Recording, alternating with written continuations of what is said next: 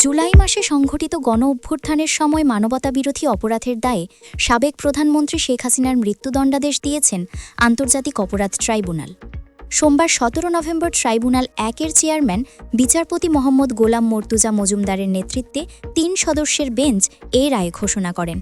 একই মামলায় সাবেক স্বরাষ্ট্রমন্ত্রী আসাদুজ্জামান খান কামালকেও মৃত্যুদণ্ড দেন আদালত। আর অপর আসামি ও পরে রাষ্ট্রপক্ষের রাজসাক্ষী হওয়া পুলিশের সাবেক আইজিপি চৌধুরী আবদুল্লাহ আল মামুনকে ৫ বছরের কারাদণ্ড দেওয়া হয়েছে।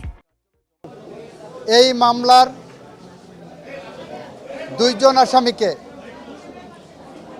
সর্বোচ্চ শাস্তি মৃত্যুদণ্ড দেওয়া হয়েছে। একজন আসামি যিনি রাজসাক্ষী হিসাবে নিজেকে আদালতের সামনে উপস্থাপন করেছেন, সার্বিক বিবেচনায় আদালত তাকে ৫ বছরের কারাদণ্ড প্রদান করেছে। রায় ঘোষণার সময় গণ-অভ্যুত্থানকালীন বিভিন্ন ব্যক্তির সঙ্গে শেখ হাসিনার টেলিফোনে কথোপকথন আদালতে পড়ে শোনানো হয়। পাশাপাশি গণহত্যার সংজ্ঞা ও মামলার সাক্ষ্য প্রমাণ উপস্থাপন করা হয়।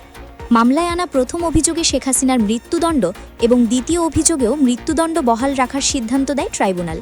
আদালত বলেন, হেলিকপ্টার ও ড্রোনসহ প্রাণঘাতী অস্ত্র ব্যবহারের নির্দেশ দিয়ে তিনি মানবতাবিরোধী অপরাধে জড়িত ছিলেন।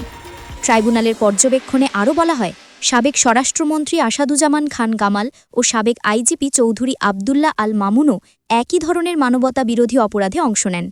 গণ-অভ্যুত্থানকালীন হত্যাকাণ্ড ও নির্যাতন নিয়ে দায়ের হওয়া মামলাগুলোর মধ্যে এটি প্রথম রায়।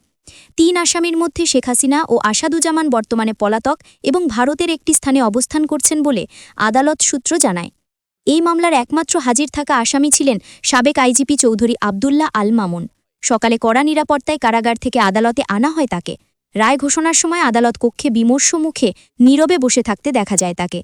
প্রিজন ভ্যান থেকে নামার সময়ও মাথা নিচু করে আদালত ভবনে প্রবেশ করেন তিনি।